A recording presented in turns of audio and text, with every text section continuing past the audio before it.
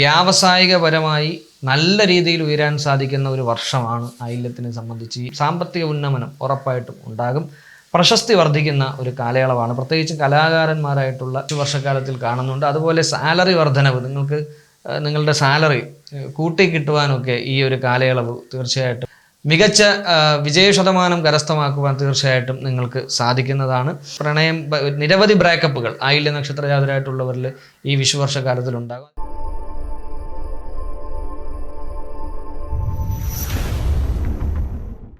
നമസ്കാരം, എല്ലാ മാന്യപ്രേക്ഷകർക്കും അസ്ട്രോളജിക്കൽ ലൈഫിൻ്റെ പുതിയ ഒരു അധ്യായത്തിലേക്ക് ഹാർദമായ സ്വാഗതം. ഞാൻ അമൽ സനാതനം. നമ്മൾ 27 നക്ഷത്ര ജാതരായിട്ടുള്ള വ്യക്തികളുടെ 2026 വിഷു വർഷക്കാലത്തെ ഫലങ്ങളെക്കുറിച്ചാണ് പറഞ്ഞുകൊണ്ടിരുന്നത്.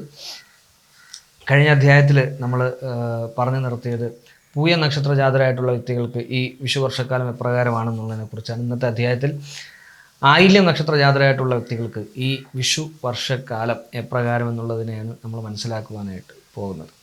ആയില്യത്തിനെ സംബന്ധിച്ച് ഈ പൂയത്തിൻ്റെ കാര്യം പറഞ്ഞതുപോലെ തന്നെ ഒരു ഗുണദോഷ സമ്മിശ്രമാണെങ്കിലും കുറച്ച് ഗുണാനുഭവങ്ങൾ കൂടി നിൽക്കുന്ന ഒരു വർഷമാണ് ഈ വിഷു വർഷക്കാലം എന്ന് പറയുന്നത്. പ്രധാനമായിട്ടും സാമ്പത്തിക ഉന്നമനം, അതായത് ഏതെങ്കിലും തരത്തിലുള്ള കടബാധ്യതകൾ നിങ്ങൾക്കുണ്ടെങ്കിലോ ഇനി അതൊന്നുമല്ല നിങ്ങൾക്ക് സാമ്പത്തികമായി എന്തെങ്കിലും ബുദ്ധിമുട്ടുകൾ, ഇപ്പോൾ ഒരു തൊഴിലിൽ നിന്നും നല്ല രീതിയിൽ നിങ്ങൾക്ക് സമ്പത്ത് ലഭിക്കുന്നില്ല, അങ്ങനെയൊക്കെയുള്ള സങ്കടങ്ങളൊക്കെ ഈ കാലയളവിൽ മാറുന്നതായിരിക്കും. സാമ്പത്തിക ഉന്നമനം ഉറപ്പായിട്ടും ഉണ്ടാകും.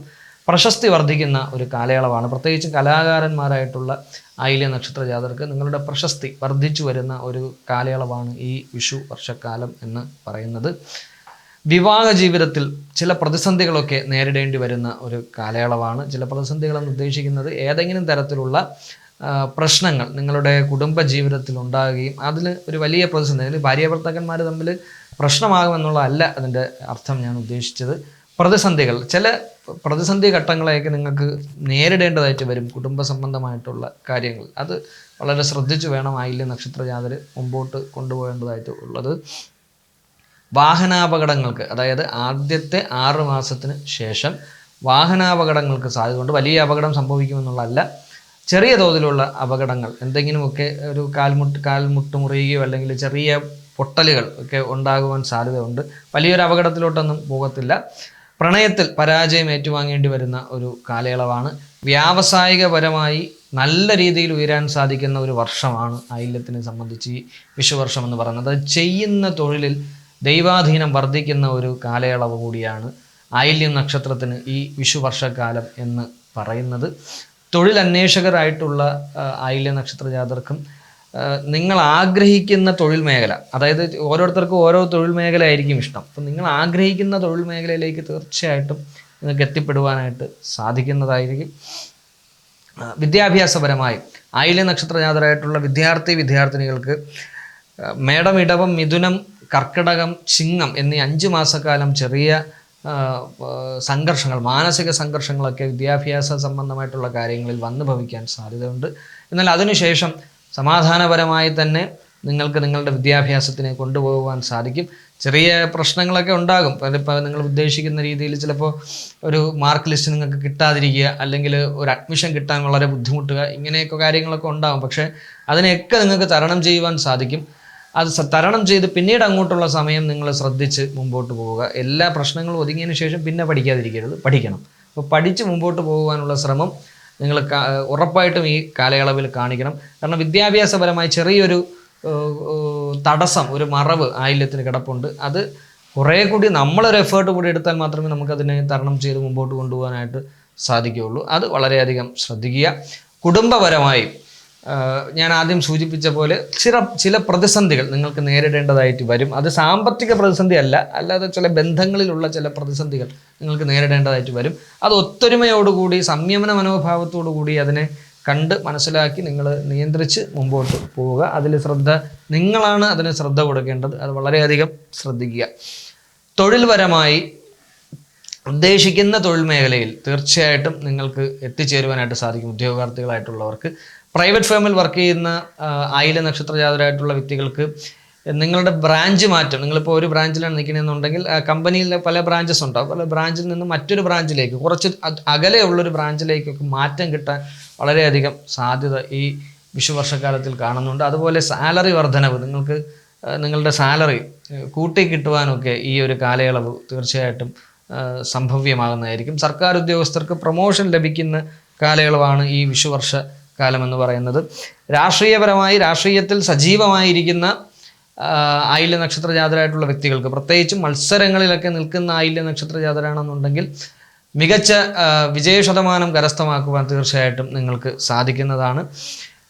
വിവാഹ സംബന്ധമായി ഞാൻ നേരത്തെ സൂചിപ്പിച്ചതുപോലെ തന്നെ വിവാഹത്തിന് ആയില്യ നക്ഷത്ര ജാതരായിട്ടുള്ള പുരുഷന്മാർക്ക് ഗുണകരമായ സമയവും സ്ത്രീജനങ്ങൾക്ക് ആദ്യത്തെ 3 മാസങ്ങൾ കഴിഞ്ഞതിന് ശേഷം, മേടം, ഇടവം, മിഥുനം എന്നീ മാസങ്ങൾ കഴിഞ്ഞതിന് ശേഷം, കർക്കിടകം പിന്നെ സ്വാഭാവികമായിട്ടും നമ്മൾ എടുക്കത്തില്ല, അപ്പോൾ അത് കഴിഞ്ഞതിന് ശേഷമുള്ള സമയമായിരിക്കും കുറേ കൂടെ നല്ലത് എന്ന് കൂടി സൂചിപ്പിക്കുന്നു. പ്രണയ സംബന്ധമായി പ്രണയത്തിൽ പരാജയം ഏറ്റുവാങ്ങുന്ന സമയം, ഭൂയത്തിൻ്റെ കാര്യം പറഞ്ഞതുപോലെ തന്നെയാണ് പരാജയങ്ങൾ, ഒരു പ്രണയം, നിരവധി ബ്രേക്കപ്പുകൾ ആയില്യ നക്ഷത്ര ജാതരായിട്ടുള്ളവരിൽ ഈ വിഷുവർഷക്കാലത്തിൽ ഉണ്ടാകും. അതിൽ നിങ്ങൾ തളർന്നൊന്നും പോകരുത്. സ്വാഭാവികമായും ജീവിതത്തിൽ ഇതൊക്കെ അനുഭവിച്ച് മനസ്സിലാക്കിയൊക്കെ വേണം നമ്മൾ മുമ്പോട്ട് പോകുവാനായിട്ട്. അതൊരു പാഠമായി എടുക്കുക എന്നുള്ളതാണ് ഏറ്റവും പ്രധാനപ്പെട്ട കാര്യം.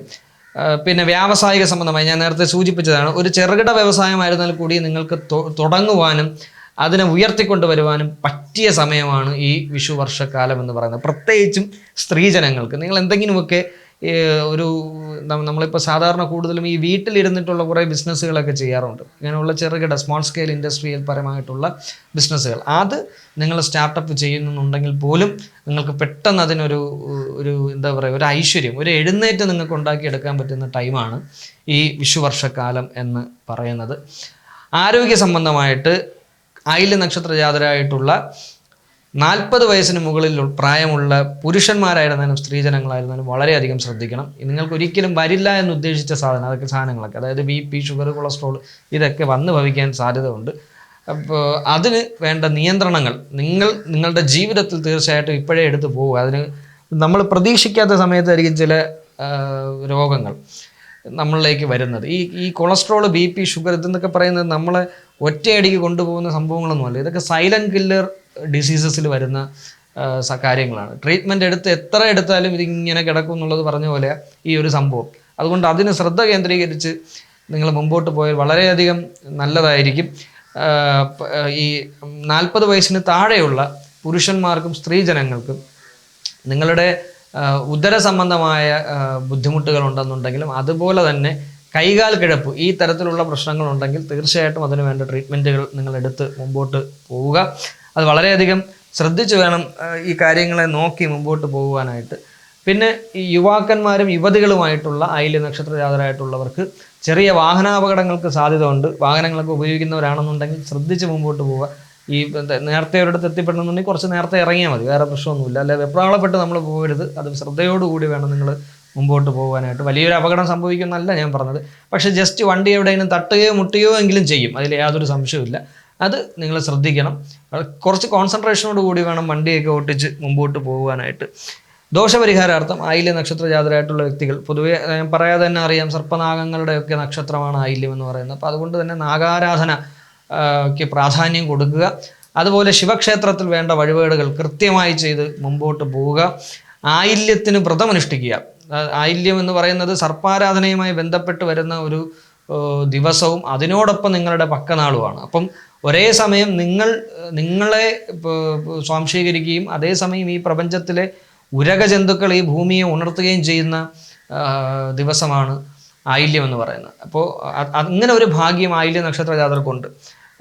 അതിന് മുൻതൂക്കം കൊടുത്ത് അതിന് വേണ്ട കാര്യങ്ങൾ കൂടി ചെയ്തു കഴിഞ്ഞാൽ വളരെ ശ്രേഷ്ഠമായ രീതിയിൽ ഈ വിഷുവർഷകാലത്തെ നിങ്ങൾക്ക് മുമ്പോട്ട് കൊണ്ടുപോകാനായിട്ട് സാധിക്കും.